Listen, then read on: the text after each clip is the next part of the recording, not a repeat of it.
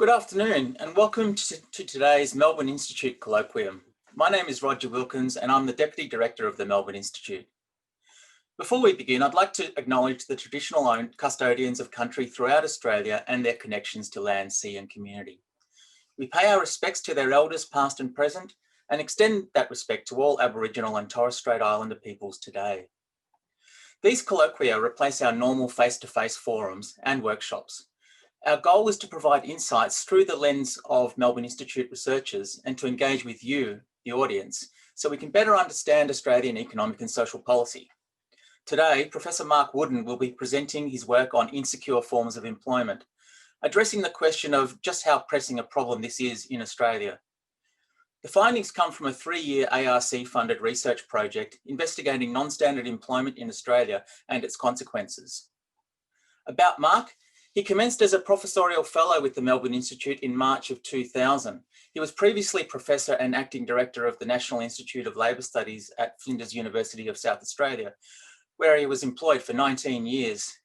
In that time, he developed a reputation as one of Australia's leading commentators on contemporary developments in the labour market. In 2000, he commenced work as the first director of the Hilda Survey Project, Australia's first large-scale household panel survey, and that's a position he still holds today. In 2010, Mark was appointed a Fellow of the Academy of Social Sciences in Australia. His research interests are broad-ranging, but with a focus on the changing nature of work, working time, and employment arrangements. His research also considers impacts on subjective wellbeing. Mark will speak for approximately 20 minutes, following which there will be time for him to address your questions and comments. We'll then hear from Ms. Brooke Lord, who will speak briefly to provide her insights and reactions to Mark's presentation. Brooke is Head of Advocacy and Policy at the Recruitment and Consulting Services Association, which is the peak body for the recruitment and staffing industry in Australia and New Zealand. She has had a diverse and varied corporate and public affairs career that spans more than 20 years. Following her early career as an advisor to ministers in the Howard government, she moved into senior public affairs leadership roles at the Victorian Environment Protection Authority and at Melbourne and Launceston airports. Prior to taking up her current position in November 2017, she headed up corporate affairs for Bupa in Australia and New Zealand. Her professional journey has seen her work across a diverse range of public policy areas, including agriculture, education, environment, aviation, health, and most recently, industrial relations. Before I hand over to Mark, a note about how we are handling questions and comments. For those of you watching through Zoom, we are relying on the Q&A function found at the bottom of your screen. For those of you watching through Slido, you can submit questions in the box on the right-hand side of your screen. You can submit questions at any time through these functions, and then I will endeavour to relay those questions and comments to our speakers in the allotted Q&A times. With that, I'd now like to invite Mark to speak. Mark. Hello, everybody. How are we doing? Good to see a good crowd here. I've got 20 minutes to tell you everything I know about insecure forms of work. So just a little daunting challenge. Okay, let me share my screen. Okay, hopefully you can all see that. Okay, so firstly, I've got some acknowledgements to make. Not surprisingly, the data I'm using in this, not exclusively, is heavily dominated by the Hilda Survey, funded by the taxpayer through the Australian Government Department of Social Services. And as Roger's already mentioned, there's also some ARC funding that has been supporting a lot of the work going on here as well.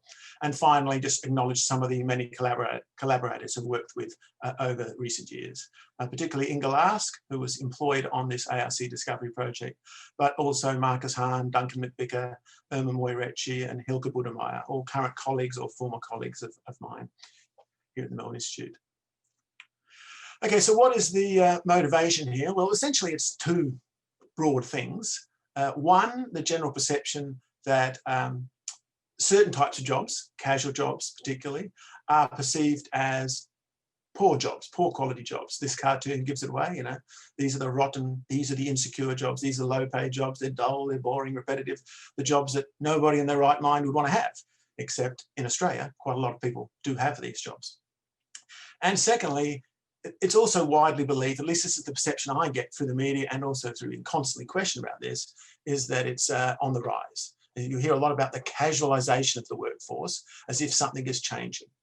So essentially, I'm going to try and do a facts-based driven approach to look at whether the evidence supports these sorts of views that I think are widely held.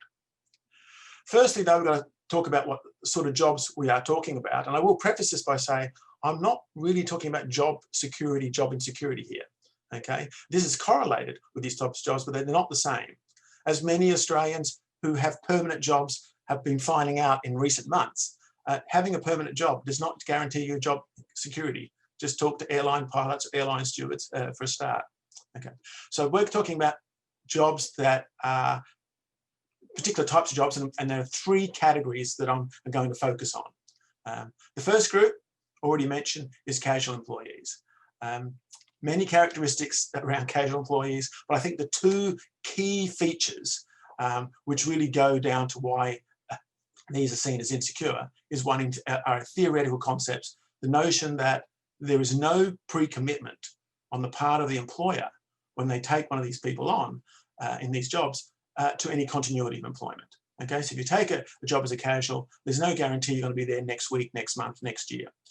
Relatedly, in theory, there's also no commitment to working the same number of hours or the same pattern of hours going forward either.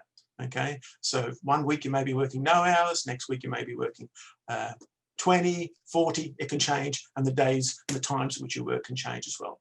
That's it in theory. The second category is fixed-term contract jobs.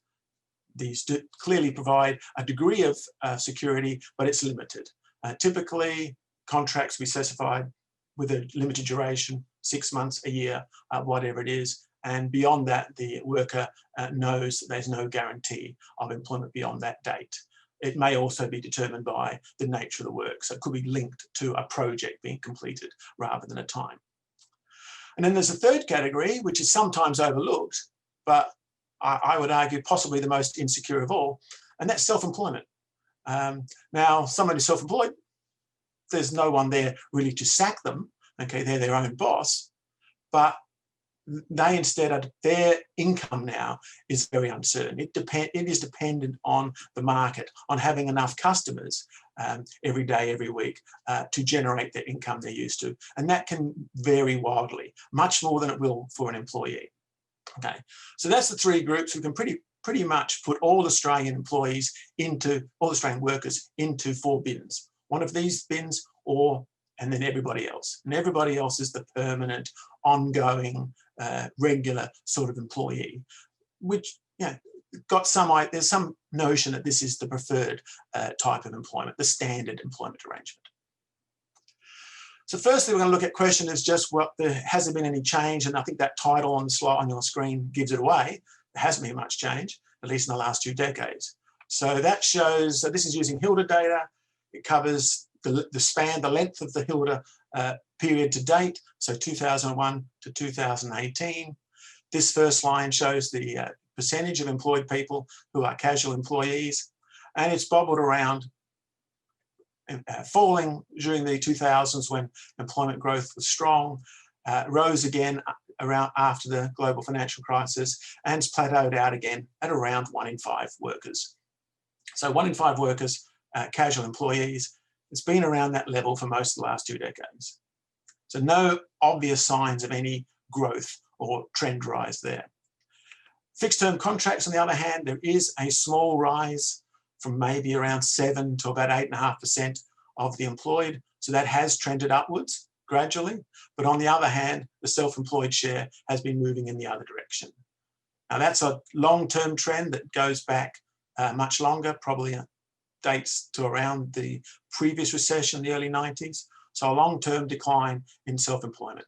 So when you add up those 3 categories, you basically get very little change over the last 20 years. So where is all this rhetoric around increasing growth in insecure forms of work, increasing casualisation come from? Well, one is just that there is a lot of casual employees in Australia by international standards. No other country, Western country at least, comes close. But the other thing is there was a change, but it goes a lot further back. We have to go back into the 80s, possibly the 70s. We don't actually have data that go that far back. Okay, but if you look at ABS data on people without leave entitlements, so if you don't have paid sick leave and paid annual leave, which is generally regarded as a common thing that casuals don't have, they don't have access to these things, then you can see that through the 80s, there was clearly a marked rise in that. But again, it plateaued out around the late 90s, and there hasn't been much change. In fact, in these ABS data on leave entitlements, it's even more stable than what the Hilda data was showing. So we're looking here at percentage of employees, so about one in every 4 employees, or 1 in every 5 employed people occasionally. So no big changes, except, I should add, look at 2020. So here what I've done is added some ABS data. These figures are all 1 point a year, so it's for August. So August just happens to be the most recent data we have. And you can see there has in fact been a big drop in the casual share this year. Why is that? Because people have been losing their jobs. Who were the first to lose their jobs? Casuals. It's exactly the function they're supposed to play. But also another thing going on is, unlike previous recessions, if you go back to 1990s, a lot of permanent workers haven't lost their jobs. I mean, they may not be working, but they've been kept in employment, kept attached to their employer through the JobKeeper. So that decline is more marked in this recession than in the previous recession. Now, I should also point out that if I'd shown this data quarterly, you would have seen an even bigger drop in the May quarter. I mean, the May quarter, it was down, it had fallen from 24% to 20%. It really went down, but it's already started to recover in the August figure as parts of the Australian economy, not here in Melbourne, but elsewhere, have been opening up. Okay, so moving on to the question then of are these poor quality jobs? We've got a range of papers. I can't possibly cover them all in this time. I should also say that there is a research, if you want to know more about this topic, there is a research insight on the Melbourne Institute website that's been released today. I think it's just been put up on our website. So go there and it'll give you some more context and some direction to more reading on where you can find out more information about this topic. But essentially, I think my position here is it really can be all covered by really one of the first things I did, which is to look at a very simple outcome, but reported job satisfaction, and just look at the cross-sectional relationship between types of employment and job satisfaction. So that's what I'm doing in this next graph, the next table. I'm only picking 1 year. I mean, you could do all 18 years, you could pool it, and you can do fancy regression methods, which we've done. Okay. When I first showed this graph, one of the reactions I got was, oh, well, you're going to have to show different scales. You're going to have to do it in graphs. You're going to have to, if we can't see anything, it all looks the same. Well, that's the point. The point here is if you take that first row for men, okay, these are job satisfaction scores all done on a 0 to 10. How satisfied are you with your job? If you take men, the first row, the numbers, the average for all employed people, 7.6. For permanent, 7.6. For casuals, 7.6 to 7.7, slightly higher. Fixed term at 7.6. It is, on averages, it is all the same. Except perhaps the self-employed are one group that do stick out, and they're more satisfied. So despite the fact that being a self-employed person must be a tough life, it's income insecurity, etc., is a key factor. Just keeping that business alive is a great challenge. But many self-employed people report that they like doing this and that they are very happy with their job. So they're about 0.3 higher. Small difference. It is not huge. It's certainly statistically significant, but it's about as large an effect as you're going to get in these data. Now, if you play around with it more, a lot of these casual workers, for example, are very young. They're combining it with study. Casual work, just maybe a bit of extra income. It's not that critical. It's not what they're focused on. It's not going to be their career. So let's say we get rid of them.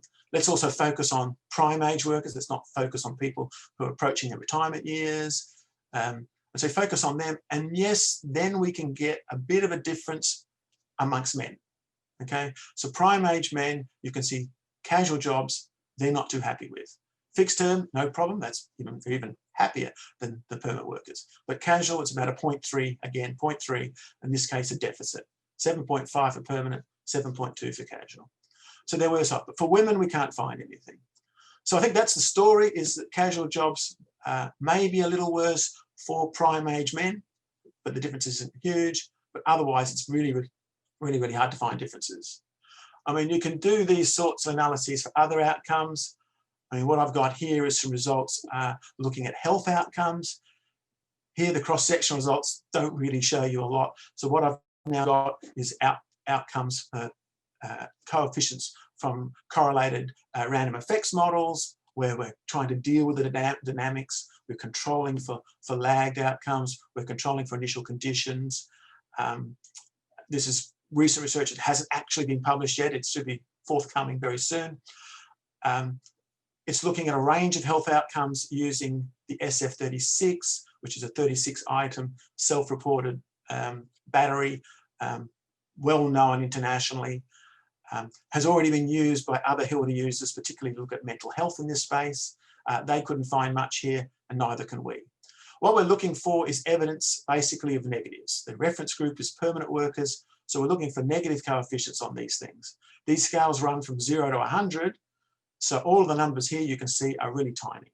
Okay, the biggest we can get is not even 2 points on these 100-point scales.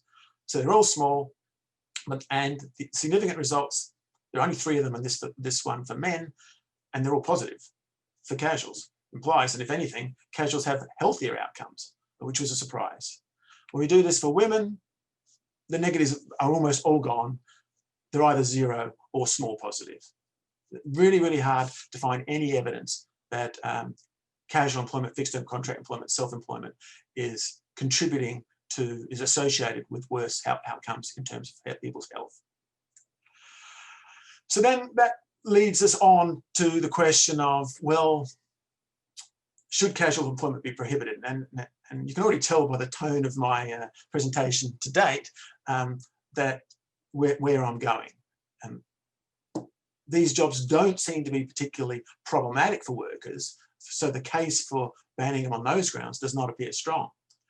And when we think of the counterfactual here, if every single current casual was made permanent, and when I say made permanent, what I'm basically saying is we're going to take away their wage premium. Casual employment in Australia is associated with a wage premium, and we're going to give them leave entitlements, paid sick leave, paid annual leave. They're going to be entitled to the same things that permanent workers are in terms of redundancy and notice and all those sorts of things. But would they be more satisfied with their jobs? Well, our evidence suggests not. One thing I haven't talked about is pay. Now, there is some evidence in our research that casual workers in particular are much more likely to be not being paid their correct wage, that the employer will be underpaying them. Okay, it's a little hard to be definitive, quantifiable numbers on that, but the evidence seems pretty strong that there's a fair amount of this going on. But if we make these people permanent, are those employers going to be any less likely to obey the law and comply with the law? I can't see any reason why not, why they would. Similarly, if everyone was made, of all these casuals made permanent, would that mean they all have access to promotion and better career trajectories? Again, I can't see how that would be so. Maybe they'd be less likely to lose their jobs in a recession. I think there's a fair case for that. Employers are going to be more reluctant to lay them off. There are going to be costs of laying them off. But on the other hand, they're also going to be less inclined to employ them in the first place. So the big issue, the big concern here is if we tinker with this system, although banning casual employment is hardly tinkering, that'd be a major change, is that there'd be some reduction in overall employment rates in Australia. Now, the counter to that is that in many overseas countries, particularly in Europe, casual employment is not really a thing. I mean, Britain has its 0 hours contract workers, but we're only talking about 3% of the workforce, not 20% like we have here. And in many countries in Western Europe, in continental Western Europe, casual employment is essentially or close to illegal or very much consigned to the margin. And yet it's not obvious that their record employability is any worse in Australia. Well, I think my reaction to that is that casual employment in Australia is only one element of a very complex industrial relation system that's grown up well over a century now. And we can't just take one thing away without thinking all the other planks in that system. A particular example here is minimum wages. So not only does Australia have a very high rate of casual employment by international levels, comparisons, we also have one of the highest minimum wages in the world, okay, sort of on a par with France. But the difference with us and countries like France is we don't just have one minimum wage. We have many minimum wages, which are above our national minimum. We have this plethora of award rates, okay, for all sorts of occupations, industries, classifications, etc. To the point that around 21% of Australian employees are on award rates. I don't think there's any other Western country which would have that many workers for whom minimum wages apply. So, so maybe, and this is conjectural, that our casual employment, our system, the ability of employers to call on casual employment, use casual employment, is one way of dealing with these high costs of employing labour, of low-wage labour, low-skilled labour. I'm drawing to an end. I've got the last 3 minutes. I also should note that quite recently, starting, I think, took effect beginning or the end of 2018, virtually all awards had introduced into them clauses that enable permanent work, casual workers, if they've been working in the same firm for a year, probably on a sort of a regular pattern of hours, the ability to request conversion to permanent. And we've seen no evidence of any rush for conversion. Now, this is something that does require more research to get at. Maybe employers are just being obstructionist. Maybe workers are afraid to seek conversion. But so far, there's very little evidence of any significant uptake of that provision. Finally, one topic that I haven't really talked about, but is very much to the fore in public debate, is the issue of contractors and gig workers, particularly here in Victoria. The Victorian government has recently concluded its inquiry into what they call on-demand work.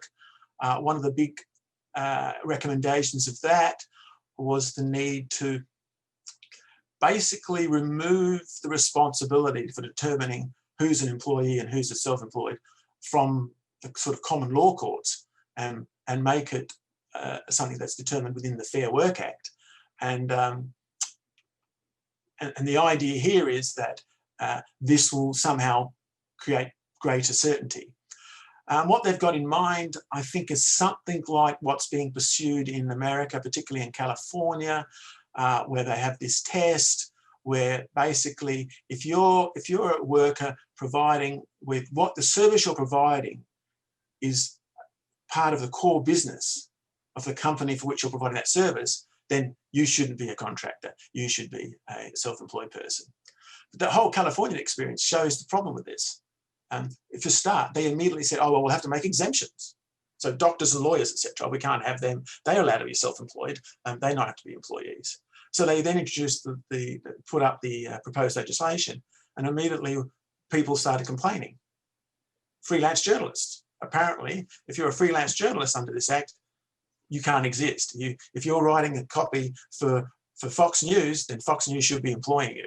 Okay, so needless to say, freelance journalists were not too happy about this, and so it goes on to the point where, of course, Uber has now mounting a legal challenge, and of course, I think the AB5 law was really aimed at Uber, and probably Uber and Deliveroo and companies like that, and not much else. And as I've already showed, self-employed people seem pretty happy, so I'm not sure it's going to make them much better off. And the other thing I should point out is at this point in time anyway, gig work does seem to be a very marginal issue. I mean, the survey data on this, which was done for this inquiry, did come up with this very large number, 7% of Australians doing some gig digital platform work in a 12-month period, but only for 2.5% of that 7%, so what's that about, 0.3, was a full-time job. So for most people, it's sporadic, it's part-time, it's just a side hustle. So I think I'm done. So back to Roger, to stop there and stop sharing my screen, I think. Great. Thanks, Mark. Thank you for that.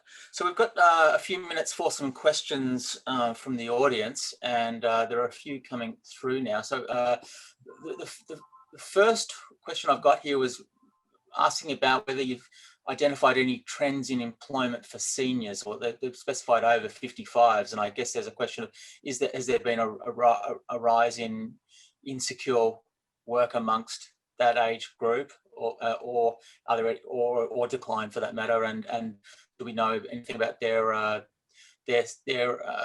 satisfaction with that casual form of work or other forms of work? Yeah, look, I can't really answer that question off the top of my head. That's easy enough to do. It's, you know, the HILDA data, you'll be able to discern those trends. But off the top of my head, I don't know. I mean, I think on satisfaction, we control for age in our analysis. I'd be very surprised if there's anything going on there major. But in terms of the levels, yeah, there may be something going on with older workers. But I just can't answer that question. I can take that one on notice. And someone else has asked about the other end of the age spectrum, the under 25s, and how they feel about casual employment. Yeah, we've definitely looked at that in the past. Again, I'm not in a great position to give you an answer right now in terms of trends. I mean, young people do account for a very large portion of casual work in particular, not the other categories, but definitely a larger portion of casual work. And of course, many of them are combining it with study, and educational participation has increased. But there are a large number of workers for whom, young people, for whom casual work is pretty much their only thing. But has it increased, and therefore other groups have decreased? I have to get back to you on that. Now, someone else has raised a question around entitlements of casual workers, and I think I think that might be in reference to, you know, what would be the benefits of shifting from casual to permanent, and they're talking about the things that accrue with time, redundancy payouts and superannuation. But as far as I'm aware, as long as you meet the earnings requirement, casual employees get the same superannuation entitlements as the rest of us. But would you have a response to that? Well, they certainly do, Roger. They get the same super. So the entitlements they miss out on are things like paid sick leave and paid annual leave. But even something like, and they usually say, well, they don't qualify for long service leave. Well, that's not quite true either. That's just a function of how long you're with a firm.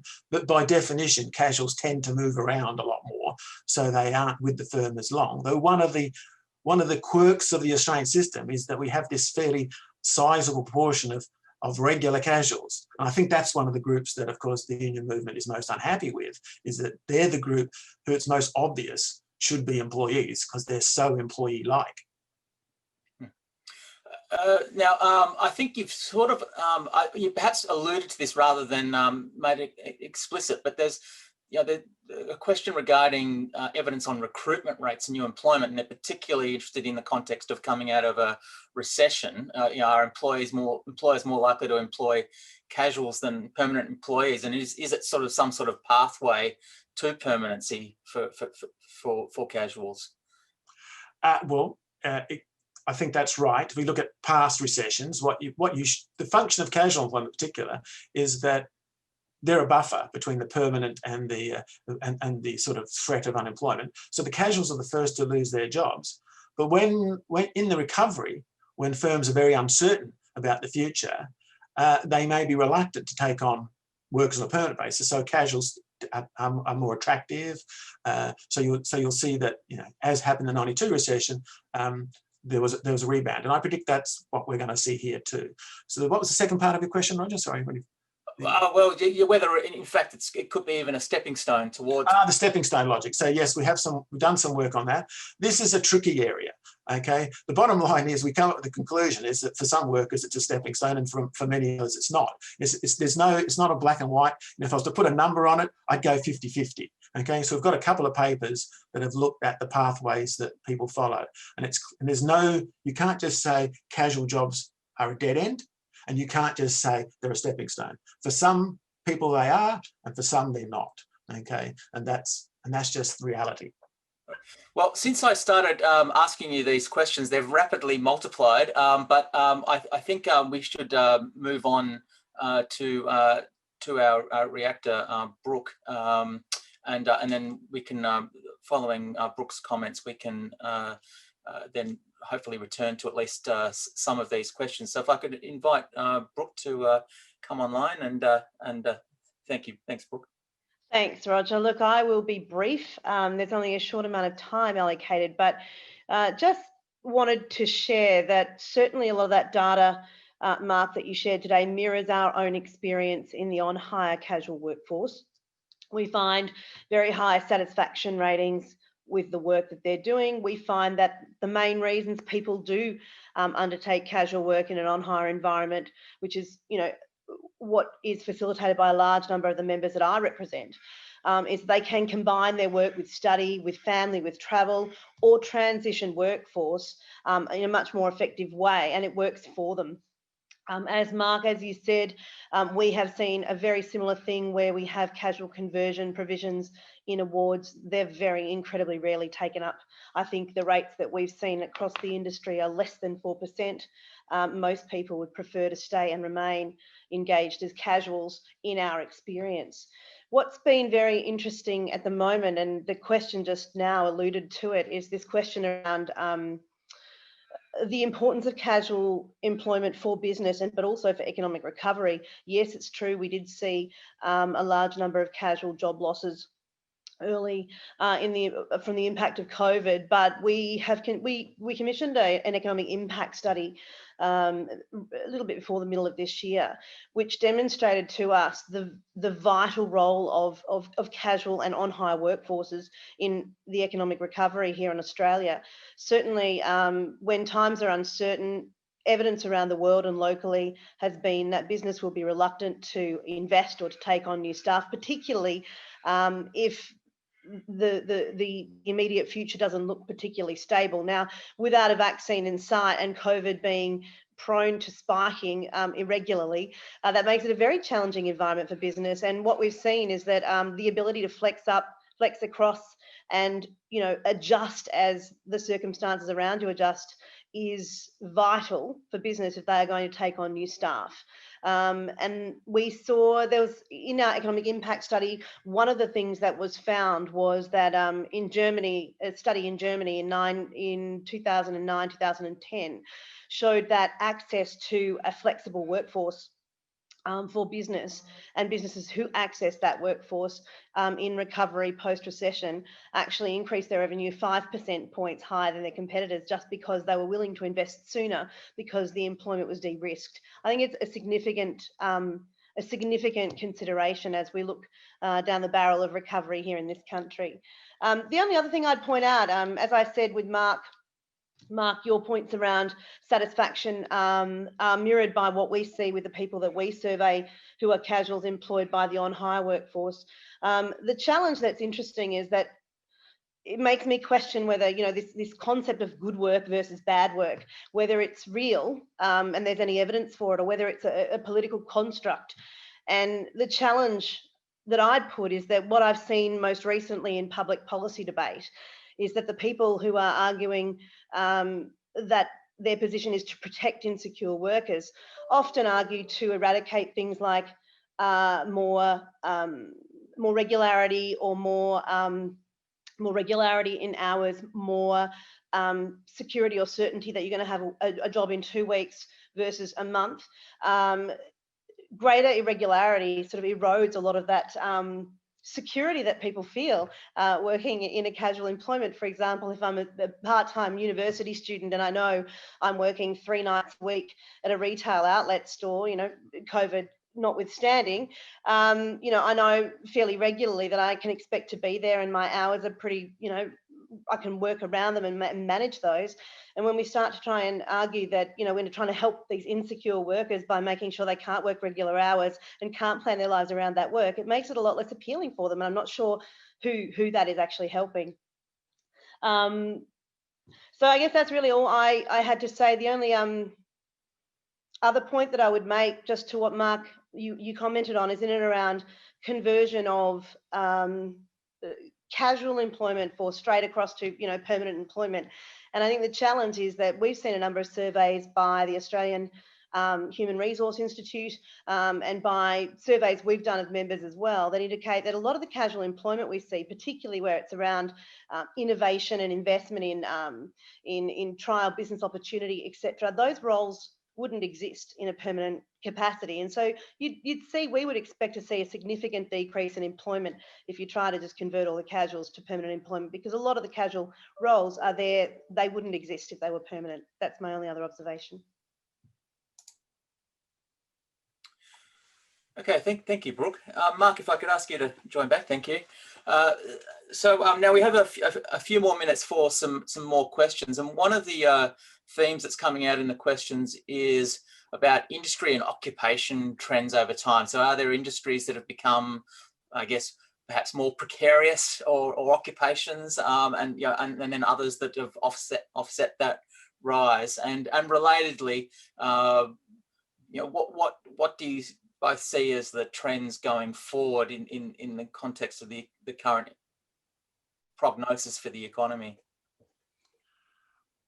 Maybe well, these types of jobs are not evenly spread across industries and occupations. That's clear. Casual jobs in particular are much more concentrated in the at the low skilled end, and in certain industries like hospitality, retail, trade. Fixed term contract, on the other hand, tends to be often associated more with skilled work.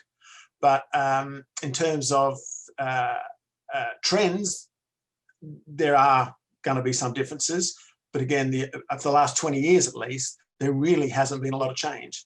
Again, some more, I can't really respond at this point in time about whether certain industries have gone ahead and other industries have gone backwards. But in our experience in on-hire, Mark, it's been really interesting. When we were working with economists and economic modelers to look at the economic impact study of the industry that we represent, one of the things that was interesting was the modelers actually said that the value of the industry is the fact that it has remained constant. It's remained, from our perspective, about 2% for the on-hire. For casuals, we're looking at slightly higher than that, but it's remained constant over 20 years. And the view of the economic modelers that we spoke to was that indicated to them it wasn't a trend, it's not a fad. It is something that the economy essentially has adjusted to, and it's become a need. Now, need versus want, that could be debated ad infinitum, but certainly from an on-hire perspective, the value being that, someone calls in sick from a childcare facility. You can't send those kids home that day because you don't have this, the staff ratio you need. You need to call up and you need to make sure you've got someone who's qualified, who's ready to work and can come in. I mean, a large part of what we see in the economy with the casual workforce is, we've seen it during COVID with nursing and care staffing, where we've seen enormous critical care gaps that get filled. And essentially it's keeping the lights on, keeping the wheels turning, and making sure that where people are sick or need to take a week off, they can in critical areas of care and of service delivery in the area. And I think that continuity and that stability may well be a similar reflection as what we've seen for that 2%. The economists just said, look, maybe it's something that the economy needs. It's not fatty because that's why it's so stable. It can't be quite as simple as that, because as I've said, Australia is quite unique in having its high dependence on casual. You won't find it. I mean, in the US is a separate case because they've got fire at will, so yeah. All of this is irrelevant. But in Europe, I mean, they still cope. They still have people fulfilling aged care services, and they're doing it with a different set of arrangements. And that's completely possible. And I don't disagree with you, but I guess my observation to your points made earlier was that if this is the way the economy is functioning, shifting that balance will mean a fundamental shift in a raft of things, including looking at things like minimum wages and how we look at employment more broadly. But let's assume that on the basis of which it's remained stable, presumably it's not a fatty thing. It's something that is, essentially settled in its place, performing its function in a way that doesn't see it ebb and flow in particular industries, but rather be drawn upon for a purpose, the way that it has been for 20 years. Now, I did drop out for a little while there, so I may have missed some of... Yeah. You're dropping out again. Yeah. I think one of the other things I think it's really interesting as well, Mark, I will add, and I guess our experience is on hire as opposed to more broadly casual, but often we are in the firing line of much of this public debate as an industry, and or labour hire for those listening in and don't correlate on hire with labour hire. But one of the things I think that is really interesting about the work that we do And it was touched upon about transitions, transitions before, about transitions into work, transitions out of work, and the ability to pull different pieces of casual work. So I think creating a greater degree of security in casual employment is something that a lot of our members do for very many people in the community. What they can do is they can package together, you know, a casual appointment here, another one there, all with a single employer, which does allow them to stay with greater continuity, and it does also support you know, their flexibility when they're trying to get into a workforce, transition across. And the evidence we've seen for on hire is that it's been really, really valuable for people who are coming in and out of work for either semi-retirement or trying to get in young. How's your internet connection, Roger? So Mark and Brooke and our participants, I'm Abigail Payne, I'm director of the Melbourne Institute, and we have prepared for this inevitable internet connection issue. So I'm going to take over as moderator for Roger until he can reconnect. I think we only have time for a few more questions anyway. So the and I have to admit, I've been half listening to the conversation. So one of the questions, more recent questions, does casual employment take advantage of people's present bias? That is, I think it we does. aren't very good at planning for the future and our future self-needs. I think there's definitely an element in our research that does. I mean, from our research, for example, on wages, which Virginia would talk about, undertaken with Emma Moirecci, we find that, at least for men, less true for women, that there's clearly a wage penalty in the future. If you're faced with the choice between two jobs, casual or permanent, you'll actually do better in the long run if you take the permanent job. Okay, this is apparently not true for women, but it is true for men. So I think there is some present bias, and I think that's one thing that Australia is unique. So not only do we have a high rate of casual employment, I think the main reason for that is we're the only country that rewards casual employment by giving a wage premium. Okay, you have to go right back to 1921 to Justice Higgins, who's responsible for this. Okay, and so we've basically made it, legitimized it, and encouraged it. Okay, so I think it does take advantage exactly of that. I think that question is a very good point. So I think I agree. And Brooke, do you have a response to that?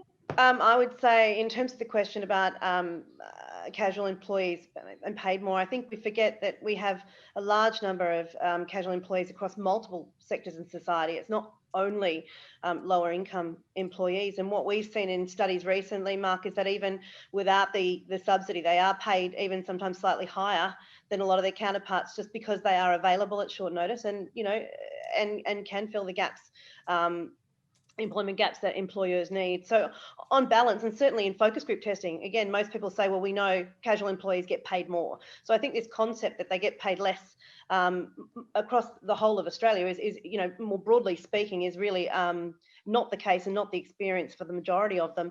To Mark's point about the bias, I guess the challenge is that at the moment, you know, the flexibility, businesses seeking flexibility rather than trying to pay more necessarily. I think in any case, I mean, businesses are willing to pay a premium for greater flexibility. And the challenge we've got in the industrial relations system in this country is that the kinds of flexibility that sometimes businesses are looking for, the only place they can find that is in casual employment. And it's been vital to business growth and innovation. And, you know, short of unpicking a new category of employee that can provide that flexibility, it's found itself in casual. And I don't think that, you know, I think that irrespective, if you add the amount of money that's being spent by business is not, they're spending, for them, it's not markedly different if they paid the annual leave and the premium, whether they pay the 25% loading or whether they actually paid, you know, the leave entitlements and brought them on. I think it's the flexibility that they're looking for. The cost for them is negligible. So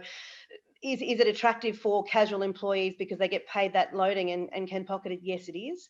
But I think the real demand for that employment is the flexibility that it offers. Now, I think I'm back online. You can hear me both, can you? Yes. So thanks, Abigail, for stepping in for me. Now we are actually unfortunately out of time, and there are many questions that we haven't been able to get to. But Mark will respond to those questions, and they will be posted on our website. Note also that Mark has written a Melbourne Institute research insight for this colloquium. That will be sent to attendees post this event. The link to the research insight should also now be available in the chat section in Zoom and posted next to the live stream on Slido. Can I thank both Mark and Brooke for their presentations and comments. I hope you've enjoyed this colloquium, and I look forward to seeing you at our next one on October the 13th, when Professor John Denew will be presenting on insights into financial wellbeing in Australia. You can register for that by following the link that has just been posted in the chat function in Zoom, and also posted next to the live stream on Slido. But for now, thank you and goodbye. Thank you.